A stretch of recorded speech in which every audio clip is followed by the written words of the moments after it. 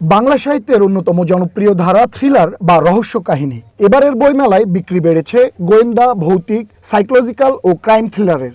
বরাবরের মতোই কাজী আনোয়ার হোসেনের মাসুদ রানা সিরিজ কিংবা রাকিব হাসানের কিশোর থ্রিলার থেকে শুরু করে নতুন লেখকদের গোয়েন্দা কাহিনী বইমেলায় পাঠক চাহিদার শীর্ষে। এছাড়া অনুবাদ থ্রিলারও রয়েছে চাহিদায়। নবীন ও তরুণ পাঠকরা বলছেন, থ্রিলার পড়া শুরু করলে মনের মধ্যে নানা অজানা প্রশ্ন তৈরি হয়। পুরো গল্প পড়া শেষ না করা পর্যন্ত সে গল্পের পুরো রহস্য উদ্ঘাটন করা সম্ভব হয় না। তাই থ্রিলারে মন কাটছে তাদের। থ্রিলারের চাহিদা খুব বেশি, মানে অনেক। এখানে হচ্ছে 18 থেকে 25-30 এই বয়সী মানুষেরা হচ্ছে থ্রিলার বেশি পছন্দ করছে। থ্রিলার বলতে গেলে যে পৃথিবীতে কিছু লোক থাকে না যে মাছিও মারতে পারে না, কিন্তু স্বপ্নে বা অনেক কিছু করতে পারে।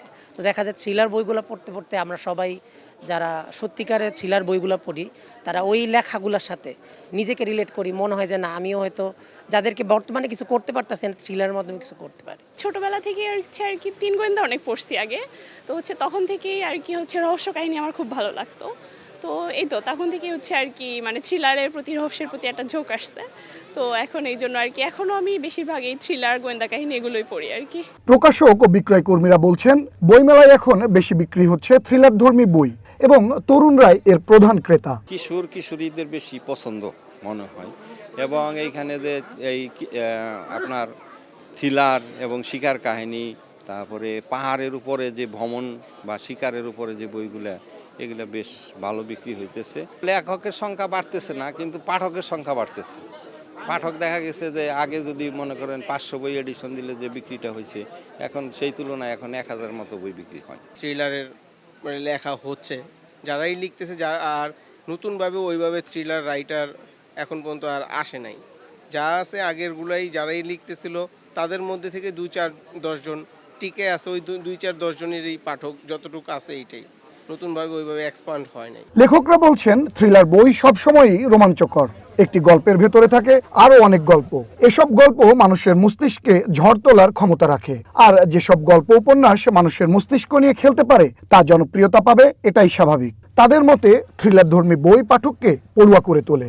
থ্রিলার সাহিত্য বলতে আগে থ্রিলার সাহিত্যটা অতটা জনপ্রিয় ছিল না আমাদের দেশে, আস্তে আস্তে এটা জনপ্রিয় হয়েছে। তো এখন আমার কাছে মনে হচ্ছে যে প্রকাশকরা থ্রিলার সাহিত্য প্রকাশ করতে খুব উদগ্রীব থাকে, এবং এখন আমার কাছে মনে হয় যে আপনি প্রত্যেকটা প্রকাশনীতে যাবেন তারা থ্রিলার ছাপছে। থ্রিলার তো একটা বাস জনরা, এখানে হরর থাকে, সাইকোলজিক্যাল থ্রিলার থাকে, ক্রাইম থ্রিলার থাকে। তো এখন থ্রিলারের একটা জয় জয়কার আমি দেখছি আর কি। বাংলাদেশে আসলে থ্রিলারের চাহিদা মানে বেশ বেশি, এবং বইমেলায় আমার ধারণা যে ধরনের বইয়ের প্রতি পাঠকদের আগ্রহ থাকে, থ্রিলারের একটা। এবং আমার নিজের ধারণা থ্রিলারের প্রতি পাঠকের আগ্রহটা প্রথম তৈরি করে সেবা প্রকাশনী বহু আগেই, সেই মাসুদ রানা কুয়াশা দিয়ে। পরবর্তীতে 3 গোয়েন্দা সহ আরও নানান ধরনের কোনান ডয়েল, আগাথা ক্রিস্টির অনুবাদ। আর এখন তো আসলে মানে গত কয়েক বছরে অনেক প্রকাশনী, ছোট বড় নানান প্রকাশনী থ্রিলারে নেমে পড়ছে, এবং মানে থ্রিলারে অনেক ভালো নতুন লেখকও তৈরি হয়েছে। শুক্রবার মেলার 9ম দিনে নতুন বই এসেছে 199টি। এখন পর্যন্ত এসেছে 573টি বই। সৌরভ নূর, ওয়ান নিউজ, ঢাকা।